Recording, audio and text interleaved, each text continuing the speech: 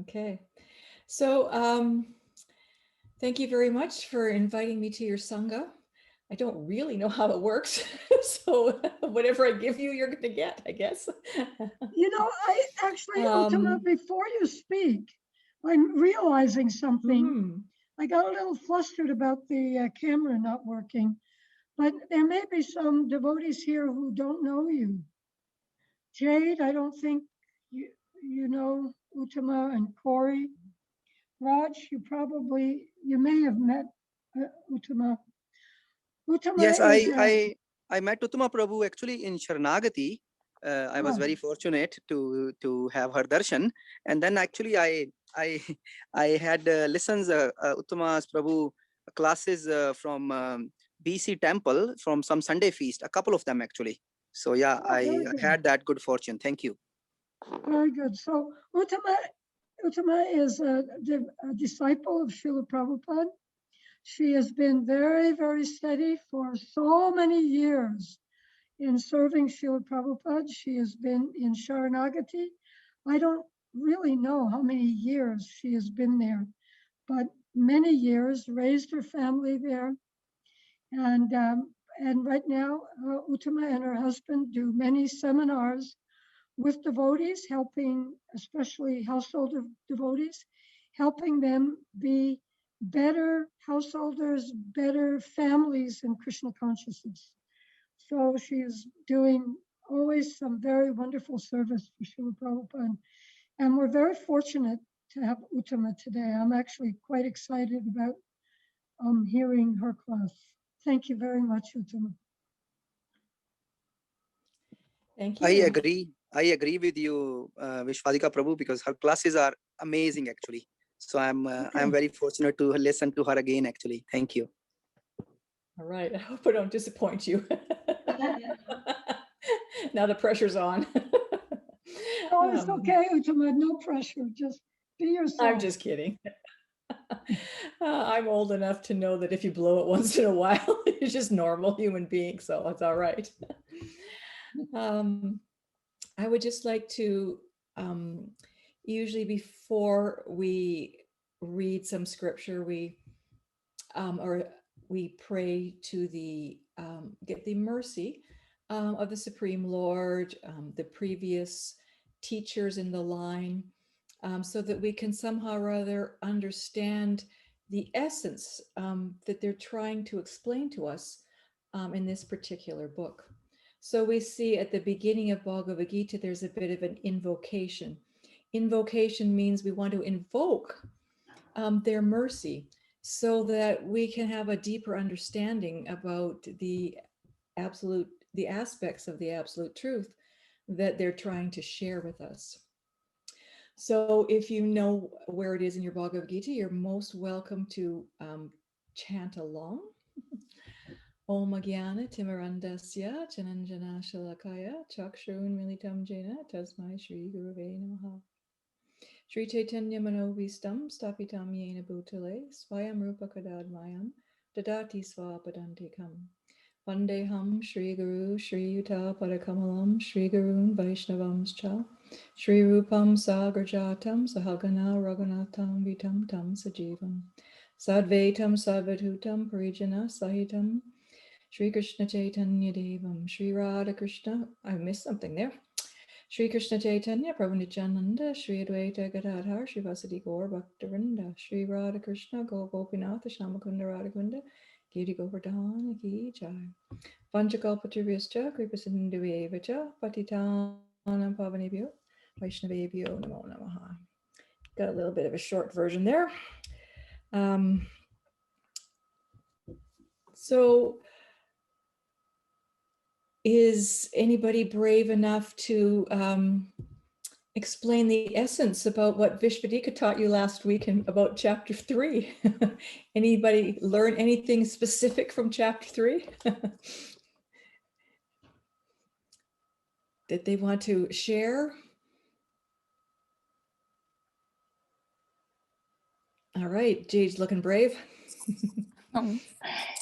Two things that I took away from last week were the importance of sacrificing, like putting your food up to the altar, and that just really remembering that it's Krishna's property and we're not the enjoyer. So sacrifice was something I remembered.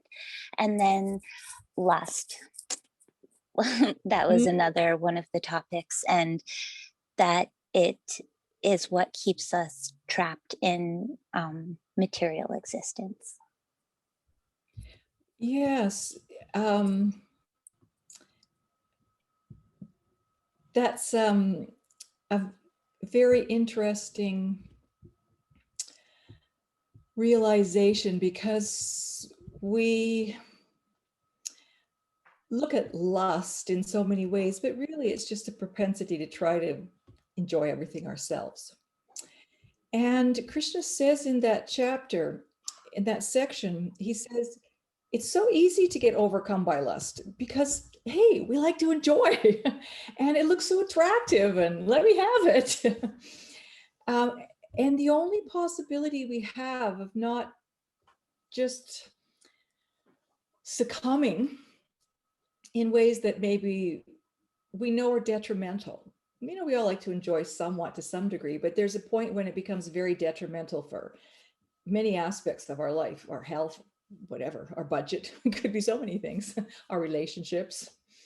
The way that we overcome that lust is by knowledge.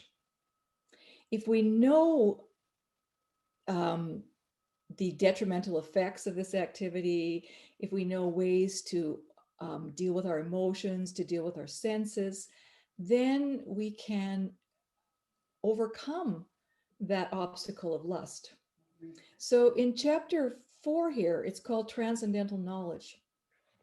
And Krishna's going to give some hint on how we can get this transcendental knowledge that we need to have in order to not succumb to our lower natures, number one.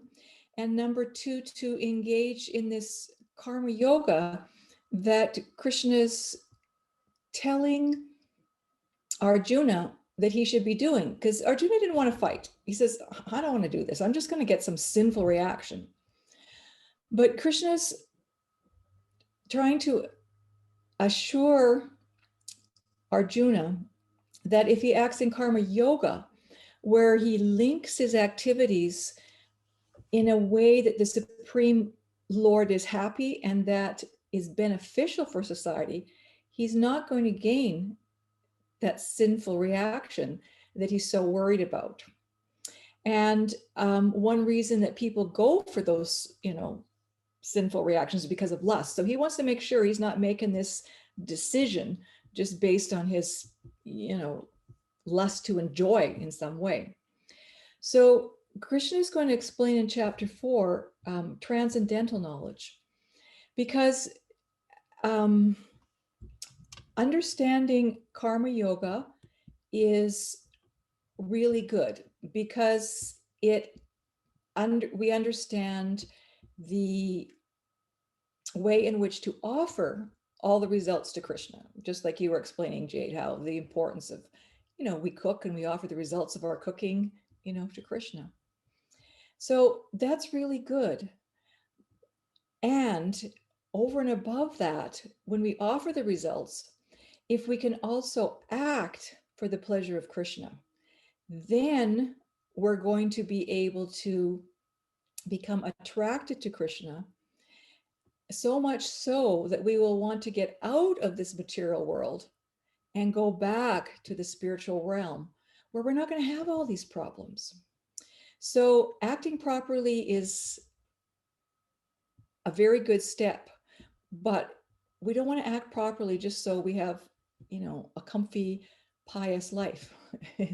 Because as we can see from this COVID situation, no matter how nicely we're situated, it's not so much fun here.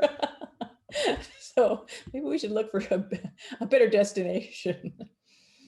So Krishna ended up, at the end, Arjuna's a little bit confused. He's telling him fight. And then he's saying, but, even better than that is Gyan. He goes, no, wait a minute. You just finally convinced me I'm supposed to, engage in this warfare. And now you're telling me over and above that is transcendental knowledge.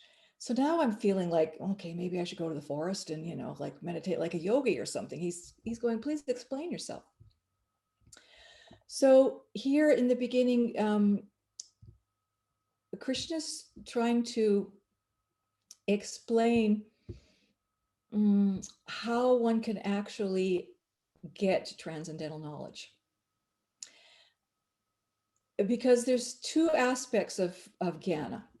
Jnana means knowing who Krishna is, and it also means knowing who we are. What's the knowledge of the self? Who are we?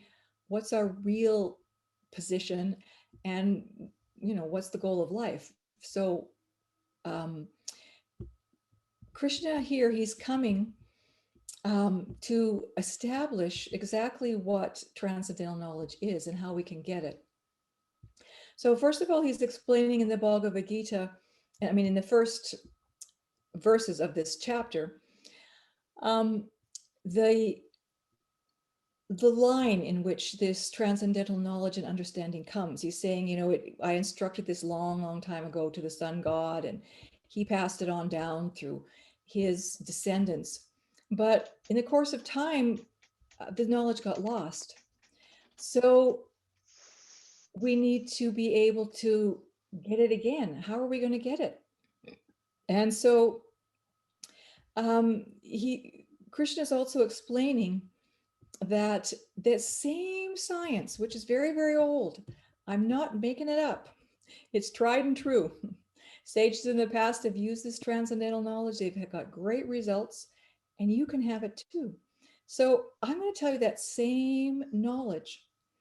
And then Arjuna says, well, wait a minute here. Okay.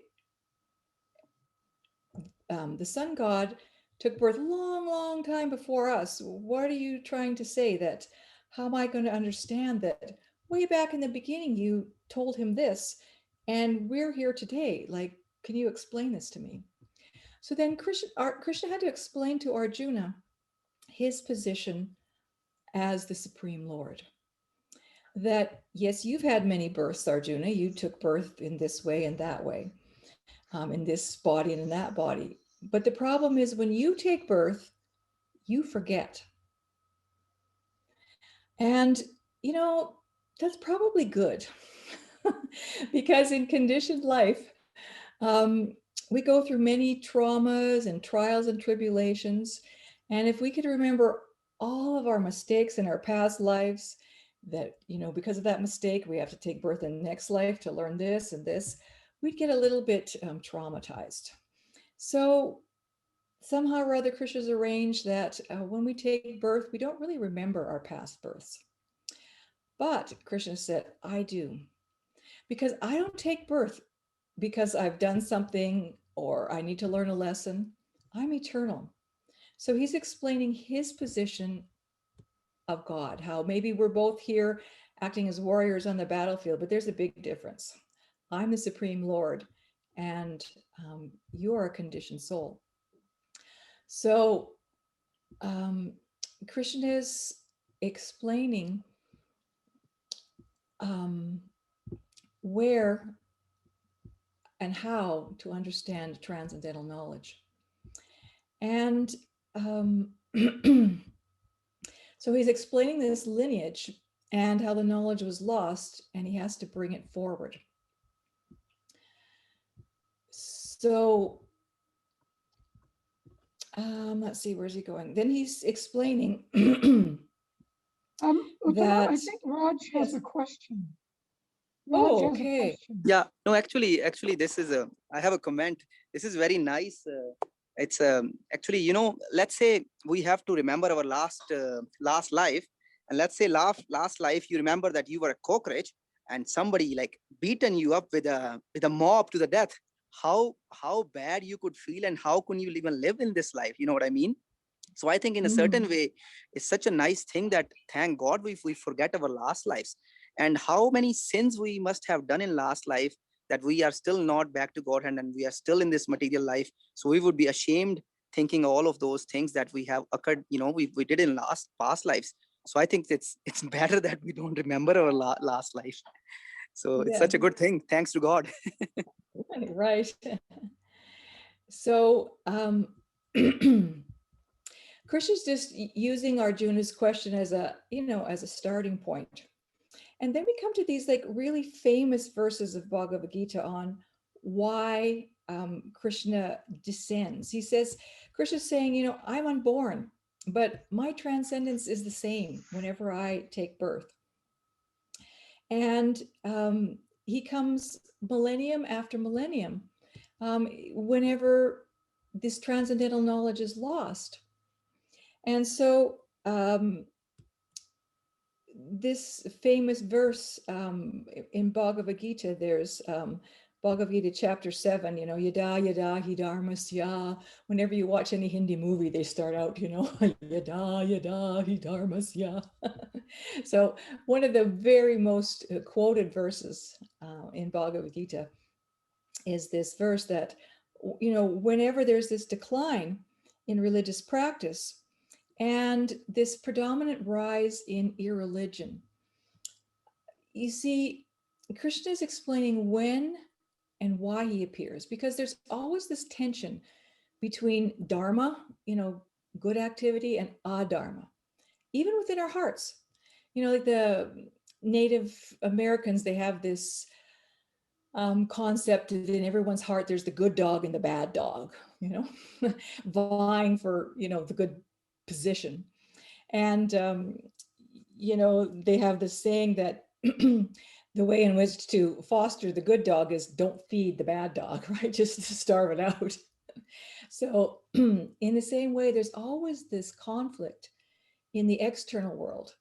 So people whose good side is dominated by their bad side, then it's called adharma. And so Krishna is coming in order to yada yada, when there's this decline in religious practice and this predominant rise in irreligion, then he has to come. Now it's, excuse me.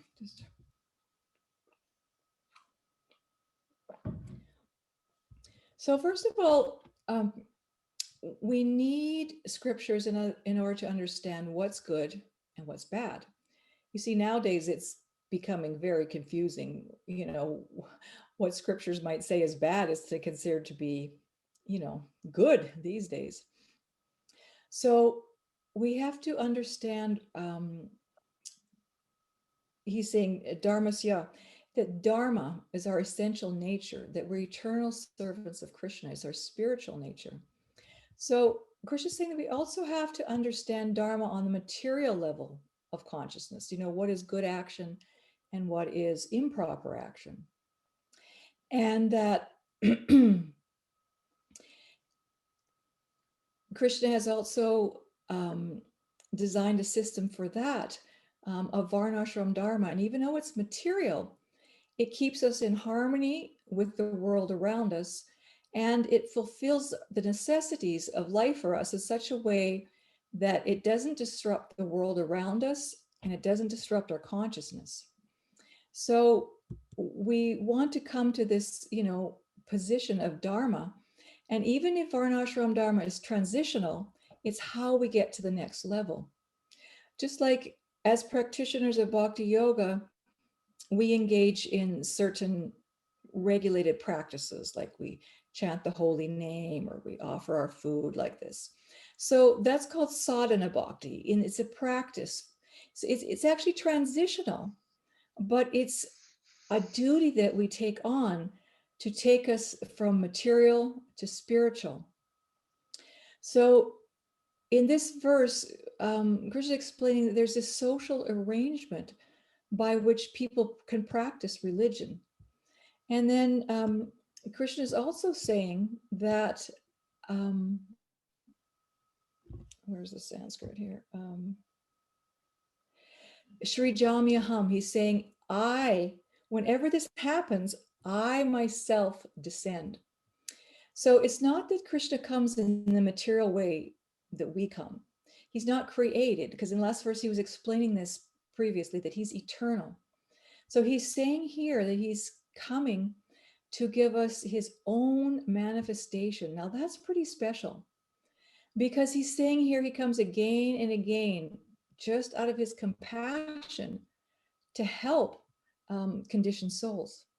So in the purport, Prabhupada's explaining very subtly that this refers to actually any person who is coming to spread Dharma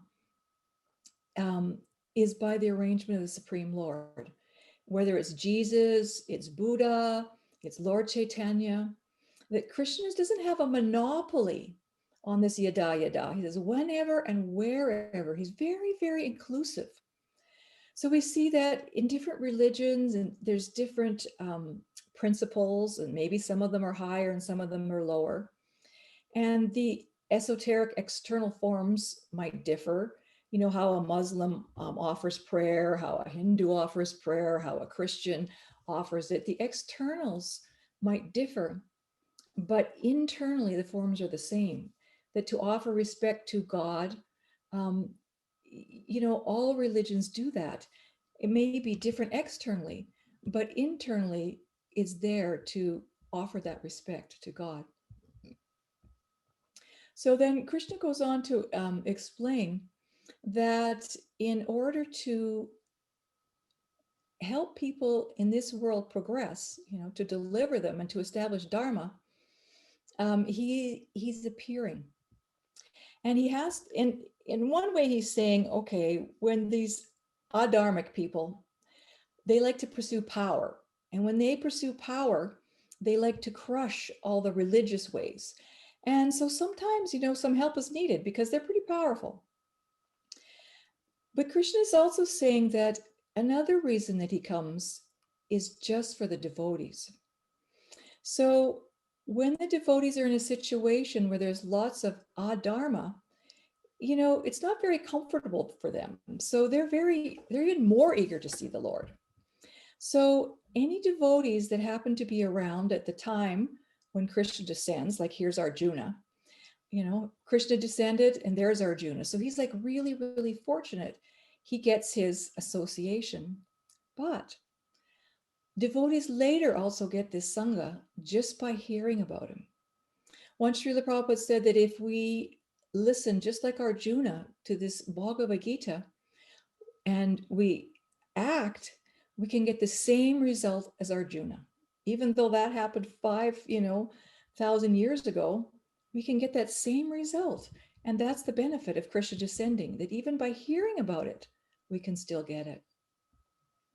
So then in verse 9, Krishna goes on to explain how when we can understand this transcendental nature, we don't have to take birth again.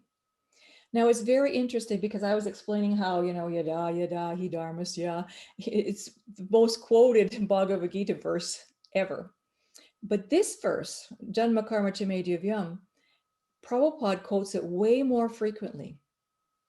And the reason is because when people have a materialistic concept of religion, that it's there so that we can enjoy and that God's coming to facilitate our enjoyment, that's not really the purpose. The real purpose is to go back to the spiritual world, back to Krishna. So yes, he's providing some arrangement where how we can return. And this is actually the real purpose of the Lord's coming, that we don't have to take birth again in this material world. That's the ultimate goal. So number one, we have to understand that Krishna's activities are transcendental. It's not like Krishna's, you know, just a mundane person. We have to understand his supreme position. And when we understand his supreme position, then our connection with him can deepen. Because otherwise we can, you know, hear stories of Mahabharata or pastimes of the Lord, his childhood pastimes, and we can become, you know, entertained. But until we really understand his transcendental position, then they become like amazing and sweet, and we want to go back to him. So we need to understand who Krishna is. And in order to understand who he is, we also need to understand how we're going to go back to Godhead. And Krishna is going to go on to explain that the way we go back is by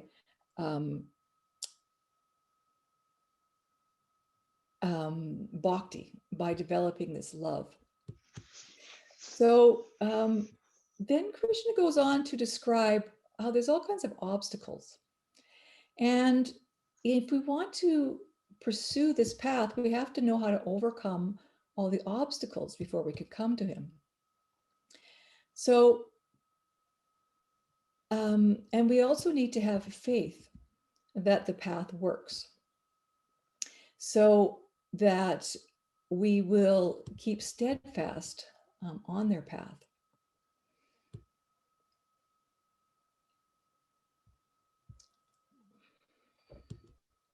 So I'm just getting my preview here, see where this is going. So Krishna is describing that some of the obstacles are this attachment, fear, and anger, that we might become too attached to our bodily concept of life. We might start thinking of everything in terms of matter and enjoying it. So why do we need God? Or we might think that God's just here for our material enjoyment. You know, we can pray for bread, but really, is that love of God or that's love of bread, you know? So we don't want to be using God as a tool. That's going to be an impediment, one of these impediments. And we won't gain this shelter that Krishna is talking about. And we also need to not be fearful. Fearful is also an obstacle. And Prabhupada explains that one of the reasons why we're fearful in taking up a personal path to approaching God is because we've been disappointed repeatedly with material relationships. And so we think, oh no, if there's going to be another material relationship, you know, I'm going to be emotionally hurt or whatever. And so I just can't think that Krishna's really a person and I should go back there. So that fear of this personal conception of God, that we equate it with being something material, can be a block. That's also why Krishna was explaining how he is transcendental, he's not the same. And then there's this impediment of anger. And the anger that Krishna's talking about here is that anger that comes from frustration, that we're just so skeptical, you know, organized religion never works, or, you know, so many people try and it doesn't work. We can have so many impediments that prevent us from sticking on the path. So Krishna's explaining that when we really understand the truth about him, we won't have all these bewilderments. And then Krishna is going on to explain how we need to do work in this world. And if we do work,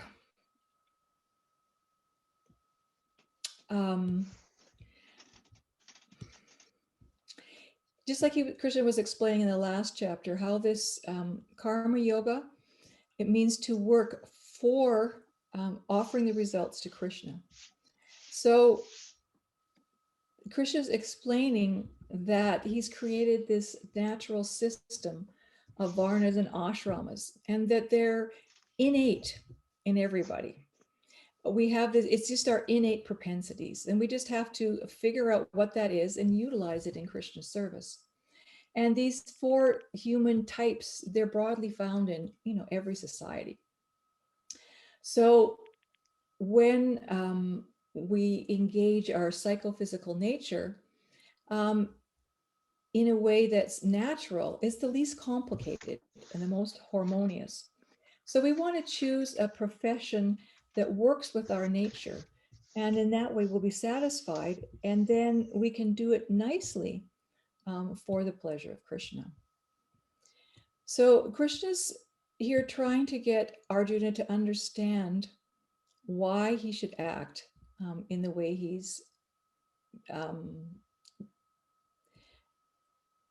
why he should act as Krishna wants by fighting this battle, and the mood in which he should do it.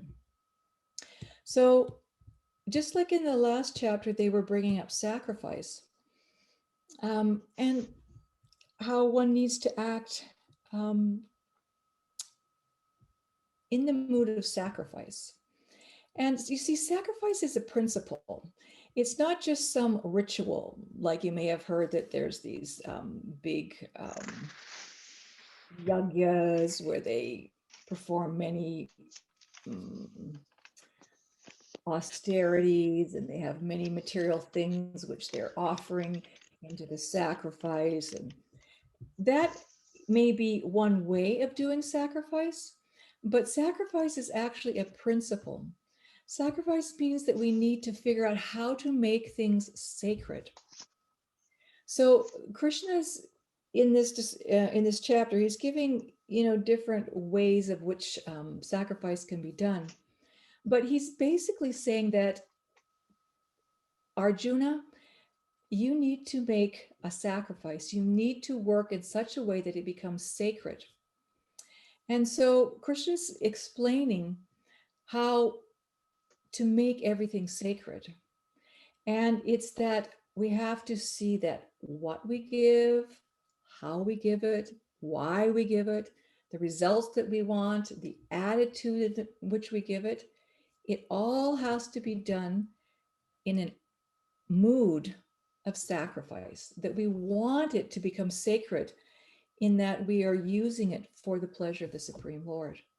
So Krishna is explaining that the ultimate goal of all of our activities is to attain this highest perfection of our true identity, that we are meant to use everything in the service of the Lord. And if we can understand why and how, then we can redirect our heart. And in order to do that, we need the jnana. So that's why here, this whole chapter is about transcendental knowledge. It means, how do we gain spiritual knowledge? So once we realize the spiritual knowledge, then we want to be able to take advantage of it.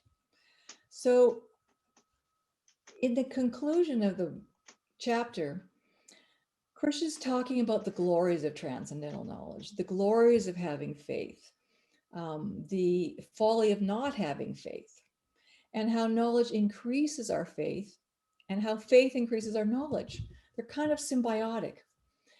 When you get a bit more knowledge, you get a bit more faith. And then when you have faith, things start to, light up. Now I get it. So it increases our knowledge. So we understand that spiritual life, it actually begins with shraddha, with some level of faith. We have to have a basic level of faith that there's something valuable here. And then symbiotically, that faith and knowledge, one will feed off the other. So we see that even the end goal of engaging in devotional service, starting out with a little faith, each level of advancing devotional service is basically upping the level of faith until we develop pure love, which is that complete faith in God, that we have so much trust. So we see that actually love of God is the deepest level of trust, and it's also faith.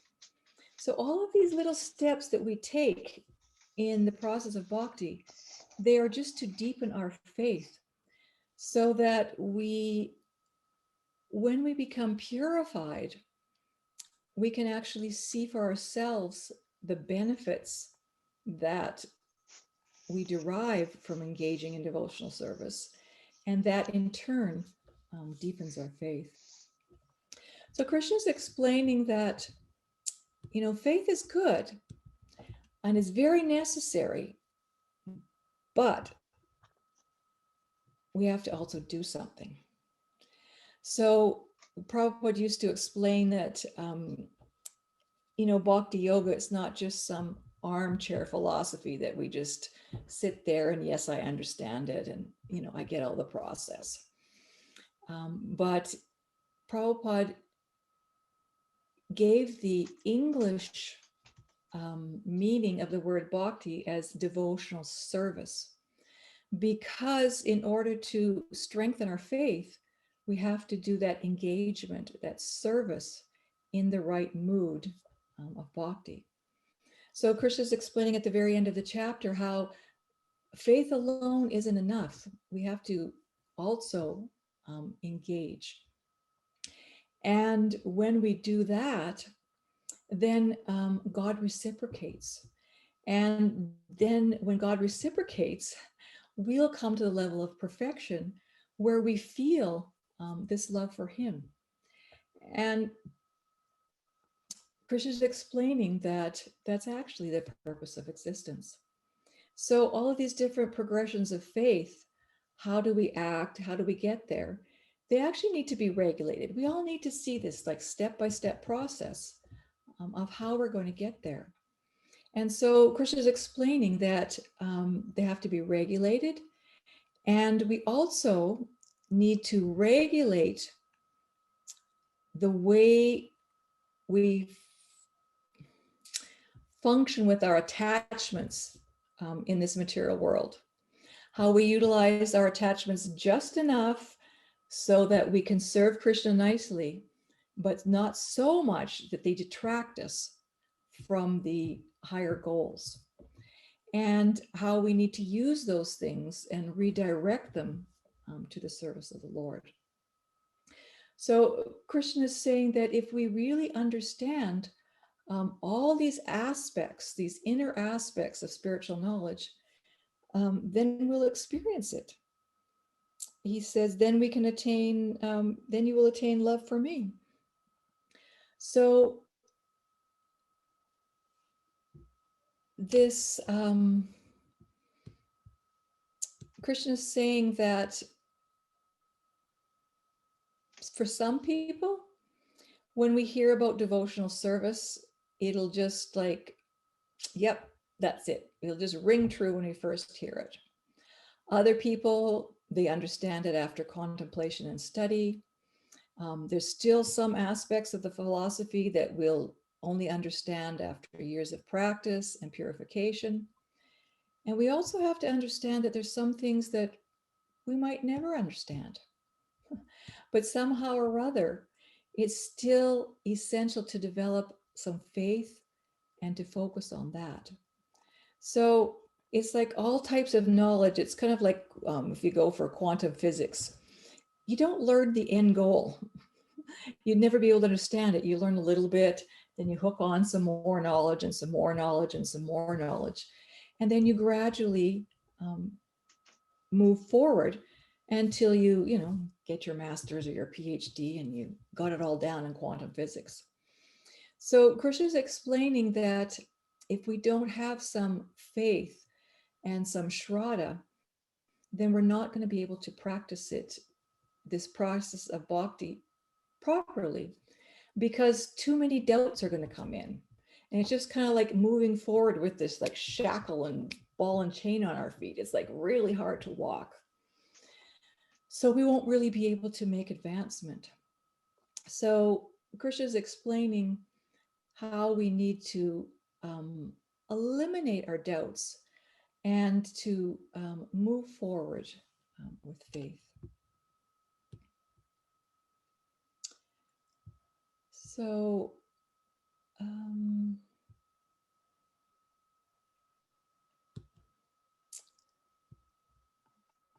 oops.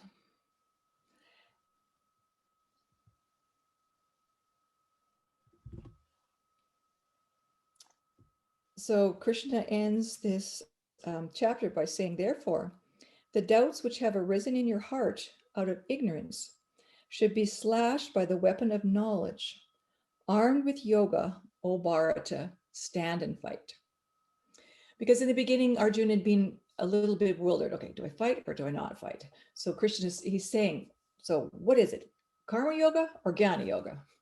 And so here Krishna is saying, it's both, but it must your karma yoga must also advance to bhakti yoga, so that you can do it in a selfless, divine sacrifice, and that's which will be most pleasing for him.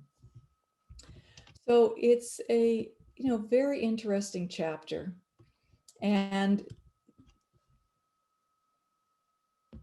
there's a few verses in there which are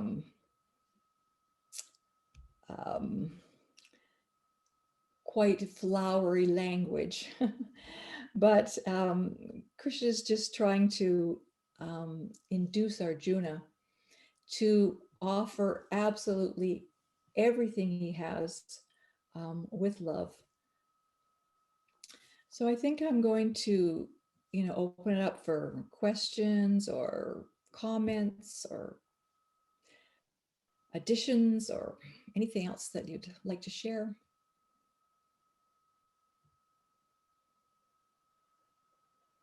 Did you want to add anything, Ghosh? Uttama, you were talking about, you were saying how Krishna consciousness is not armchair philosophy.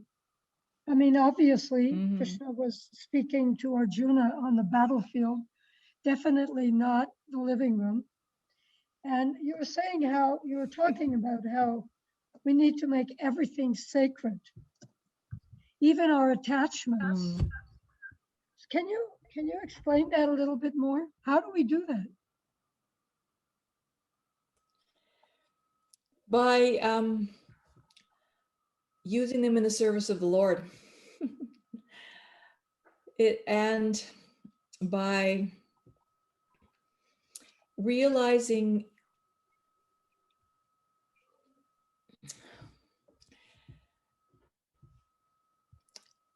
how we should be attached and how we should not be attached. Because there's a point where we become very attached to the outcome of things, the results, and that isn't under our control. So say we have, like I have my house, it's an attachment because it's a conducive place for me to perform my devotional service. I like it to be certain level of cleanliness and look reasonably nice because I have my deities in here and I want Krishna to live in a nice place. So yes, I have my attachment to my house because, it helps me to serve Krishna. And when you see it in that way, then it becomes just another tool for your devotional service. If I'm just to become, attached because I have a nice house and I'm great and this and that, it's not going to really do that much for me. But if I can somehow rather make it sacred by allowing Krishna to use it as his home, and some way to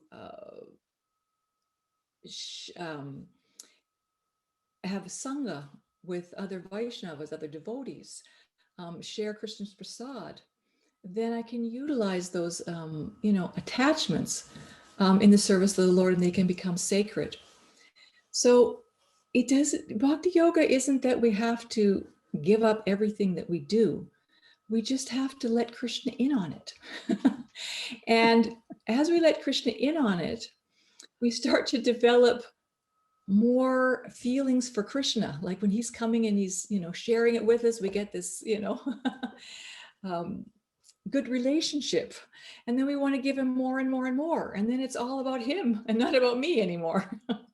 So that's how we gradually transform our attachments until it's no longer about us, pleasing us. It's about pleasing Krishna. So we have to look at, and you see that,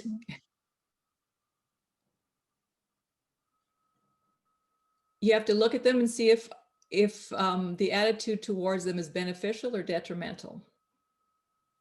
I see. Because in and of themselves, they're nothing. They're just matter.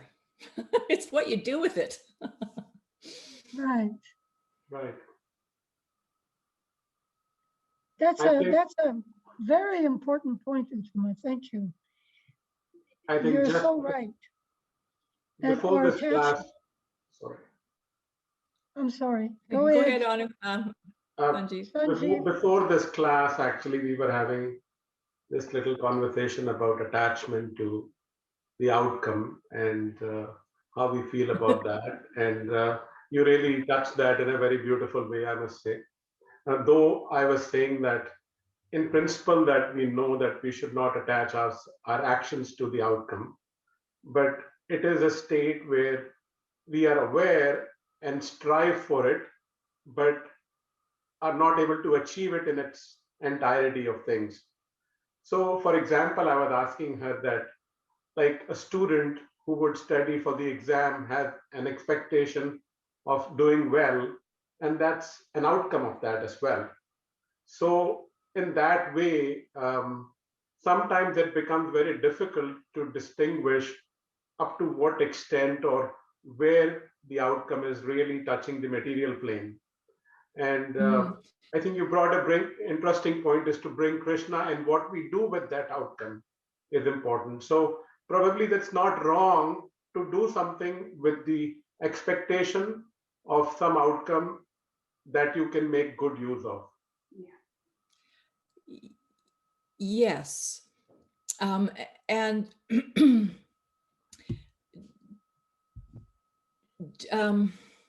when we do something, we don't just go, well, I'm not attached, and so we do it, haphazardly, and you don't put any effort into it, and the result's up to Krishna. We don't get out. No.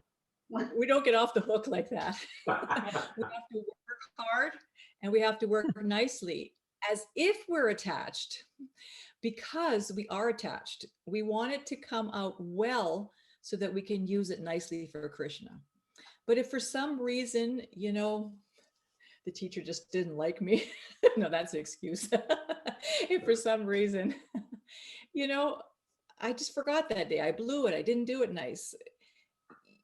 You went in with the right attitude, Krishna's going to make some adjustment for you. And, we do the best we can, and the rest is up to Krishna, but we do have to do the best.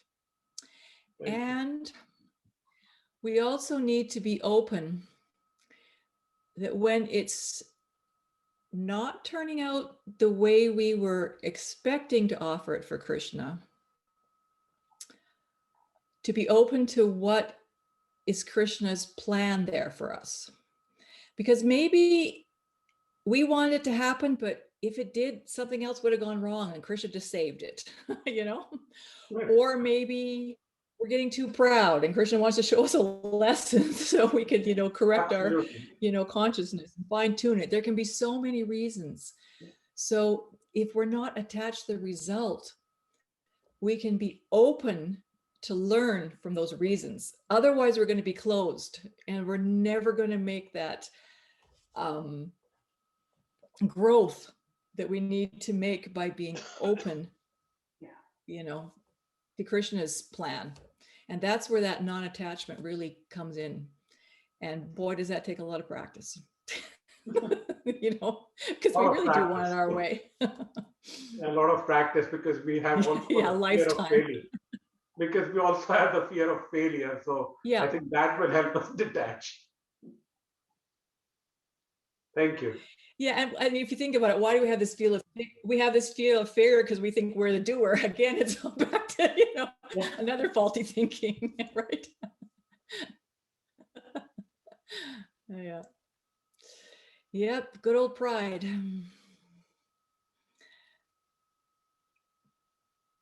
Any more questions? Hey Krishna. Yes, Raj. Yeah, very nice class. Thank you so much. I was also thinking, we can practically attach Krishna to everything we do, It's just bringing him inside with that love.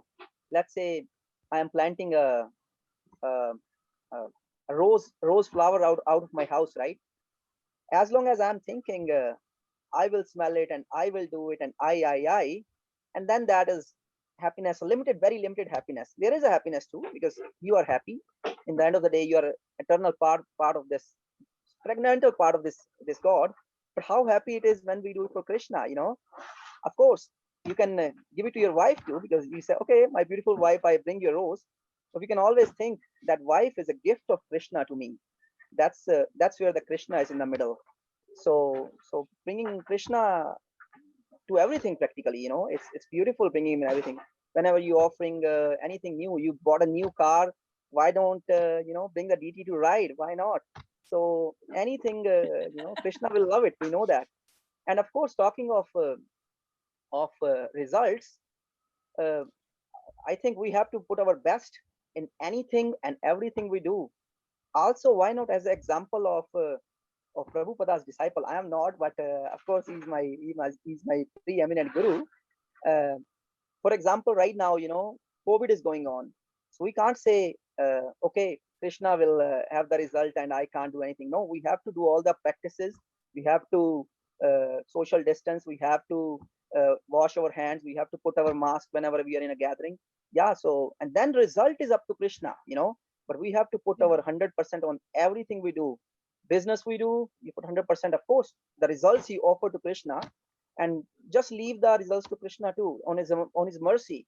And when you ask his mercy, he's full of mercy. I think you're not gonna get depressed. I'm having this sense every single day, you know. It's beautiful to just leave on him the things and do your best. Thank you. We also have to remember, though, that when bad things happen, that's mercy too sometimes. We always think only the good stuff is agree. Of course, we can't be Kunti by asking too much, but of course, bad oh things no, are I don't mercy. ask for them. I'm not that. I don't ask for the calamities, but when they come, I try to see it. But yeah, a little bit is good. Enough comes on their own. I don't have to ask for any. I'm actually reading Srimad Bhagavatam. So I'm reading Canto 10 and Canto 1 all together. So Canto 10 is going with ISKCON Vancouver Temple, and Canto 1 I'm reading by myself. And right now I am at prayers of Kunti, Canto 1, chapter 7, I think, verse 24. So yeah, it's beautiful. Yeah, but of course I think in this lifetime I won't be at that level to ask how Kunti is asking. But of course it's beautiful. Krishna is helping, is more near. Actually, we are more near to Krishna. We think of him more when we are in depression and we are, you know, little downtime in life. It's probably it's natural that you think more of God and Krishna and try to get his help. Everybody gets this difficult time in their life. So yeah, but no, of course, no. Happiness is it. Oh, so I agree with the 100% agree. Even not good times are his mercy. You know, they give an example. If there is a road, it has too many bumps in it, and in India, you're going with a rickshaw, and another man is going in a Mercedes car. So he has just this mercy. He's going in his car, but he can't feel the bumps because it's mercy of Krishna that he is in the Mercedes, right? And so yeah, bumps are good too in the life. Thank you. But it might be more mercy that you feel the bumps, because the person in the Mercedes, he's thinking he's really enjoying, and that can be very entangling. Whereas when you're bumping along and you're realizing, oh my God, this is a material situation is really terrible, then you're getting actually more mercy. Now, if the person in the Mercedes were to use his car to give Ratna Swami or Bhakti Ratna Swami or great Lord Vaishnava Jagannath, right? to ride, then actually that would be great mercy. That Mercedes then becomes a source of liberation, not entanglement. So like Uttama was saying, it's not the object, it's how we use it and how we attach how our consciousness relates to that object. Corey, Yeah, anything come up for you? I think when you chant, your consciousness and your perception of receiving those bad things just changes. Your consciousness is then Krishna consciousness, and your perception of receiving those bumps, those difficulties in life, it changes. It helps you. Chanting helps you 100%. I remember years ago in New Vrindavan, we did an exercise. This went on for a year or more. We would come together in the evening, and at first we were asked to thank Krishna for something that happened that day.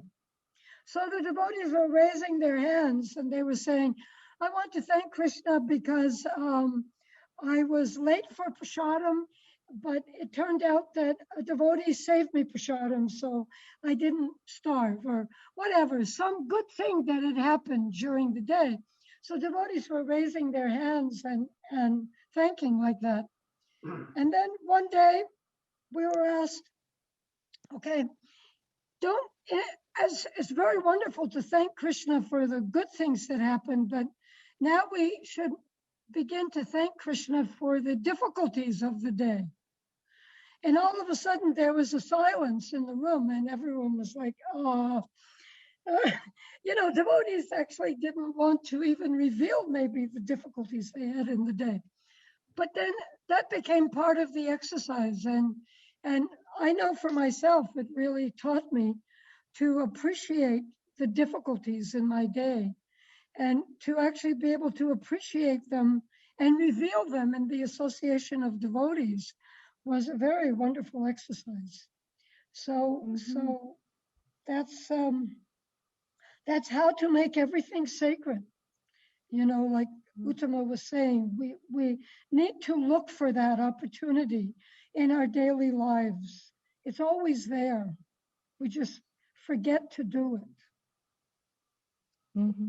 I have a point. I have actually a comment to make, just it's generic. It's probably not related right this moment to precisely this class, but to some other comment, is that when we chant or take the name of God and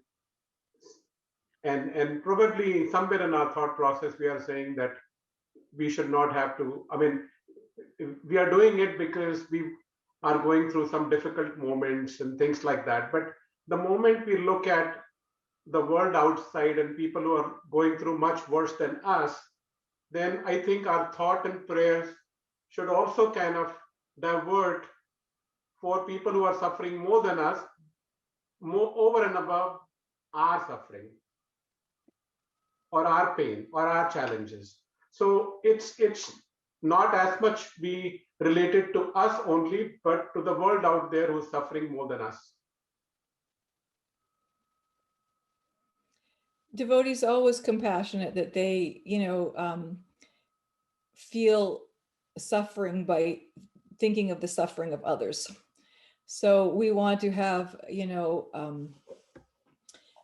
love of God. We want to have compassion for the living entities. We want to have friendship with the devotees. All of these things are, very, very necessary. And it's only when you have compassion that you actually reach out your heart and really connect with that other person. It's like if you and your wife are having an argument, if you just stop and think, okay, I'm really in distress in this argument. She must be too, I wonder if there's some way I can help her. You just get off of what about me, it changes it. So that being able to reach out and see from the perspective of another person, but it requires that compassion. And we see that that is the whole reason why Krishna decided to also descend as Sri Chaitanya Mahaprabhu. He's known as the Audarya avatar. He has so much compassion for the suffering of people in this material world. Like, why don't you just all come back and have this, same mood, of love of God? Then we're all, you don't have to suffer like this, please come and take it. So it's that compassion that's actually considered to be even higher than love, because you reach out further with your love. Mhm. That's a very nice way of putting it, Uttama. That you reach out further with the love. It's not just a small thing. It's very large. It's very large. That's wonderful. Mhm. Thank you. Any realizations today, Jade or Corey, or anything you want to share? Or? Not so much realization today for me, but I think I mentioned it before in a couple classes ago, but I just kind of envision Krishna on my shoulder, and any decision I make, I always think first now. I never did before, not even close, but now I always think, what would Krishna do? And then if a good thing happens or a bad thing happens, now instead of letting anger kind of stew in me, I just kind of think that, okay, Krishna's doing this to me for a reason. There's a lesson to be learned here. And it just takes the steam out of my fire a little bit. And so it's just that his consciousness within me is just steadily growing. And yeah, he's just there. He's there for me. So I have to, in return, be there for him in everything I do. And that's my goal, is to think Krishna first, and then everything else after that. And so far, it's been amazing and successful so far. So I'm going to keep on trucking. All right. The ultimate anger management course, Krishna consciousness. You know, the essence of what you're saying was actually the conclusion of Lord Brahma. He said that there's this famous verse in the Bhagavatam, Tenu Kampam Shikshamikshamanu. I only know the first line and the last line.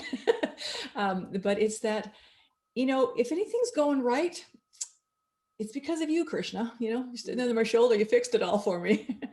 And if something's gone wrong, you know, I deserve so much more. But Krishna, you're my friend, you're on my shoulder, and you like made it so much better. And you know, thanks. And when we see everything in relationship with Krishna, that it's not about me, it's about Krishna gave me the ability. Krishna is there to help me. When we think in that way, Lord Brahma says we become mukte pade sadaya bhak. It means we become the rightful inheritor to the kingdom of God. So my husband's paraphrased that to mean it's your ticket, you know, it's your ticket back to Godhead. So every time like we blow it, we blame someone, we get proud, hey, it's all about me. We're just like ripping up that ticket, you know, there's no refund coming back from Air Canada, you know, it's just you ripped it up.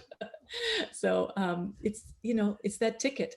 And, you know, as we perfect that attitude, it's our ticket back to Godhead. So it's the path. So good work, Corey. Give us some of your mercy. How about you, Jade? Anything from you?